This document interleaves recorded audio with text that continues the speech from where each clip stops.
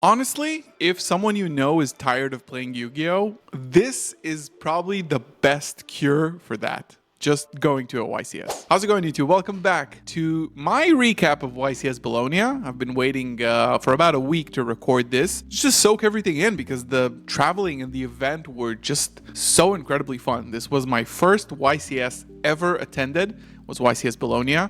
I was supposed to go last year, but unfortunately couldn't. And in just like 2 words or 3 words, it was awesome. I got to meet so many people, so many of you who met me, who had me sign cards or take a picture, so many content creators in the scene, so many famous duelists that I aspire to be half as good as. And it was just an awesome experience. If you've been to a YCS or such a big event like European Nationals or something like that, you know what that feels like. And it actually felt incredible. So just to start it off, I did play Branded Despia, and I already have the deck profile on the channel, and it went fine. I dropped at like X3 because I didn't want to continue. It was already like end of day 1, and I wasn't super optimistic, but I was happy with how the deck performed, given the fact that I got some unfavorable matchups in Swiss, which we'll talk about in this video. We'll talk about every single game I had in Swiss, which is a total of 7. And of course, I wanted to play Branded Despia because I had no interest to play any meta deck like Snake Eyes or Tenpai or Yubel because those decks are fun and good, but they're not really exciting for me to play. And since this was my first YCS ever, it was kind of a no-brainer that I was going to play Branded and try my best, and it went pretty well. All in all, I'm not disappointed whatsoever. So just to recap like the days, on Friday we got to the venue. This event didn't require any sign up in the venue, but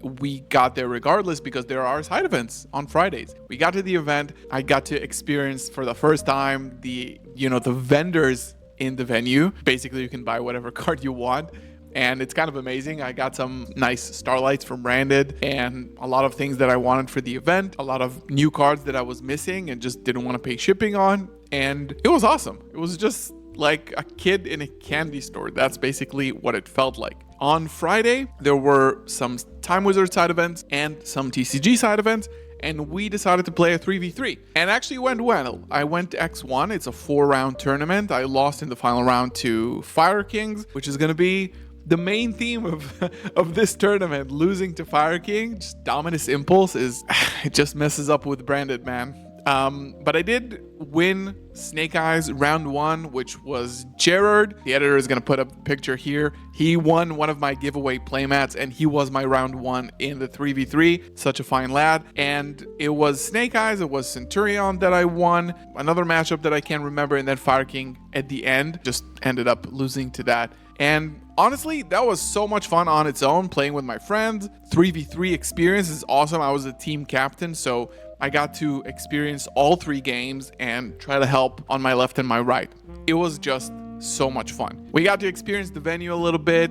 It's Italy, so they had like quality coffee. They had really good pastries. They had lasagna and pasta in the venue as like lunch food you can get. It was much more organized, honestly, than I figured. So we ended that day, probably got some points from the 3v3. I personally went X1 in the 3v3, but my team overall went X2, so we didn't end up topping, I think, the event. But it was a really fun experience. And then, of course, came Saturday.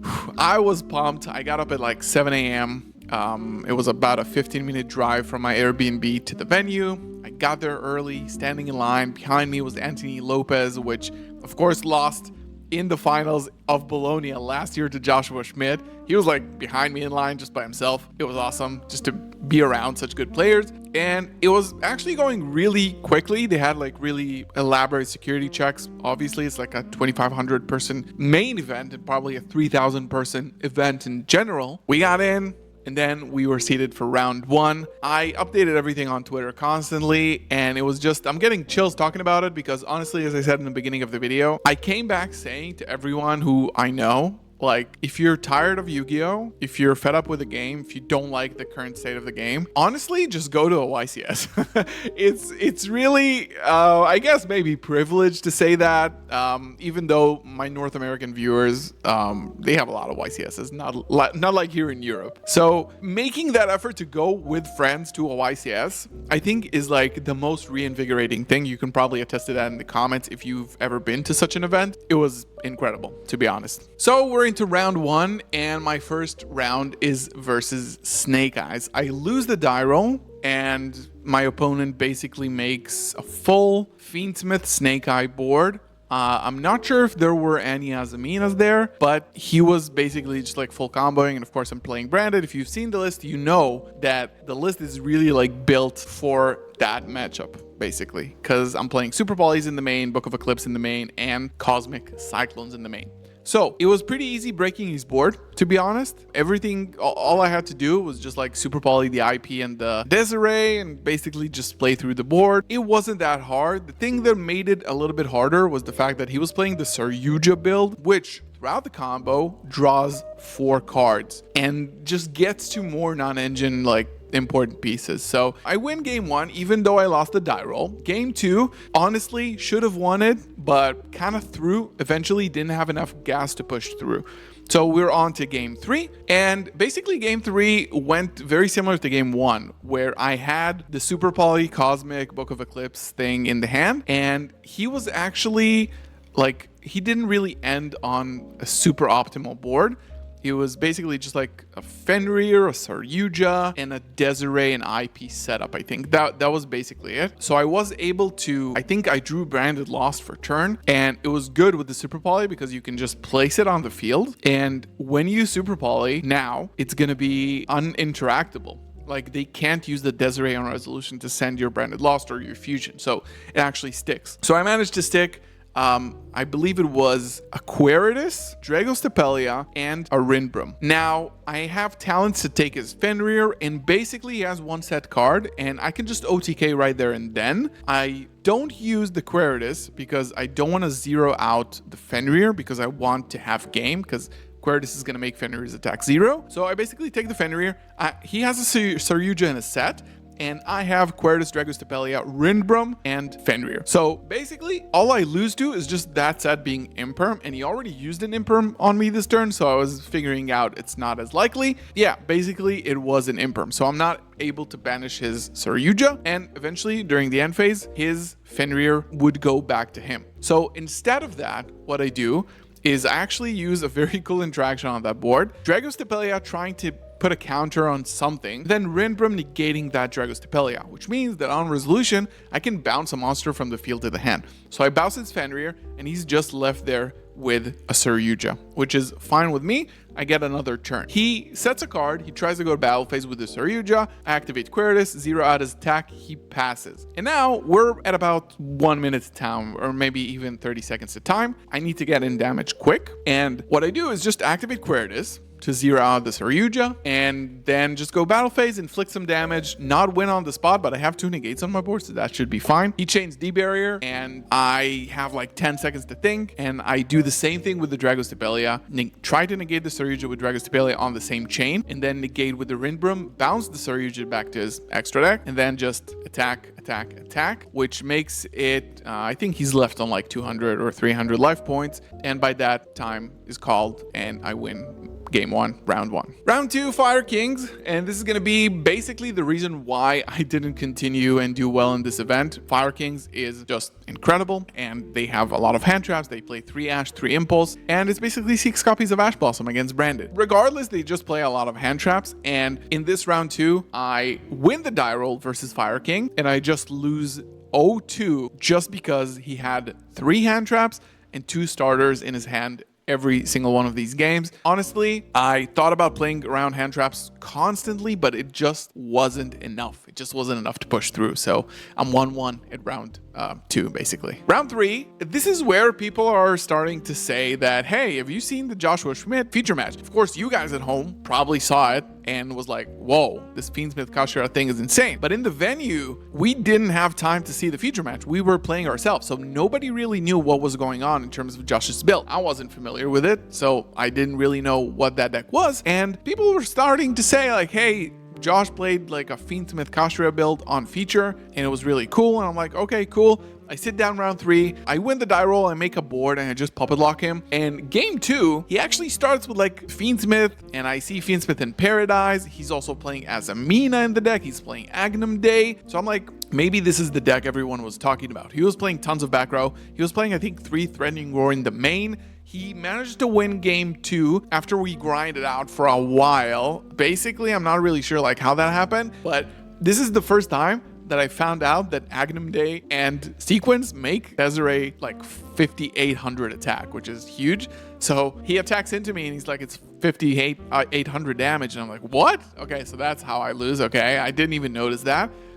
Game 3, we got about a minute time. I get hand trapped twice, but I still managed to make a Masquerade, the Blazing Dragon. Thank God I put it on the side. And I win. We go up 2-1 in the tournament. Round 4, I go over to my table, and my opponent is the 2023 Master Duel World Champion. It's Emre, and it was really awesome. So personally, I just want to say, such a cool dude. I didn't even know he knew who I was, but he sat down, and obviously he said hi. He knew who I was, apparently. I knew who he was, obviously. Shook hands, talked a little bit about the deck, and started playing. He was such an awesome guy. It was so much fun. Unfortunately for him, I do win the die roll, play around every single hand trap because he already hand traps me twice, and I end up with a Super Poly set and a very minimum board of like Cartesia and Quam and Granguignol. Didn't want to commit to a Branded Fusion not to lose the hand traps. I wasn't really sure what he was on, but it was very apparent once he started, especially in Fenrir, activating Fiendsmith Engraver. He was on the same deck as Josh. Their entire team was, and it was pretty scary, to be honest. Sitting across from a world champion is definitely not an easy thing mentally, but I just try to shut it all out and just focus on my deck. I know how to play my deck better than he honestly probably knows to play his deck. Even though my deck is worse, I know how to play it, and let's just stick to the game plan. I eventually made it and won game 1 very easily, to be honest. Just like grinding it a little bit. He didn't scoop. He should have scooped like a while ago. He could have just continued playing, and this is what he did. But he didn't really have a chance, and we just kept playing it out for like 10 minutes. And, you know, he doesn't have to scoop, and I am supposed to kill him. So eventually I did, and I go up 1-0. Game 2, he goes first, and he ends up on Fenrir, DDD, and like 3 cards in hand. He did not draw any non-engine, and his deck has 23 non-engine after siding. So basically, I just pray he doesn't have like a Veiler or an Ogre, and I have Branded Lost in hand. So what I decide to do is basically just High Spirits for Albaz and Branded Lost, place it on the field, and normal summon Fallen of Albaz. So in that scenario, I get rid of the DDD because he can't negate the activation of Fallen of Albaz effect because of Branded Lost. And Fenrir cannot activate on resolution, and it's just a win-win. You get a Mirror Jade, you basically win the game on the spot. So I make a huge gamble on the fact that he has 3 cards in hand. One of them is Unicorn, that he doesn't have Veiler or Ogre, and doesn't. So I just take up his basically only interruption. I build a pretty massive board, pass turn to him, and then just the next turn I kill him. So 2-0 versus the world champion. He was such an awesome guy. It was such a pleasure playing against a person who's like super nice, but also a really successful player. I absolutely love it. Shout out to him. And that point was 3-1 to me, I think. Yeah. Now, next round is round number 5, and I'm going against Tenpai Dragon. I had a very, very clear plan on what to do, and actually I've been adjusting my deck more and more in the past few days leading up to the tournament to be more focused on Tenpai. I was pretty sure that Tenpai is going to be really, really prevalent in the event. It was, but maybe not to the extent that I thought it was going to be. So my deck had 3D Barrier in the side and even 3 Ash Blossom, and of course I had the Light and Darkness Dragon Lord package in the extra deck in case I get shifted. And basically that's all I can do. And last minute addition was also There Can Be Only One, which was awesome. Game 1, I poppet lock him. Game 2, he just shifters me, and I really don't have anything to do besides that. I go up go first in game 3, and I have There Can Be Only One. I have a very minimal board. I think I had like a Mirror Jade setup or like an Albion setup, I'm not really sure what, but I also had There Can Be Only One. So my thinking was that if he doesn't have like a Lightning Storm or Cosmic, I should be able to win. He didn't. We grinded out a few turns, and then eventually I managed to kill him.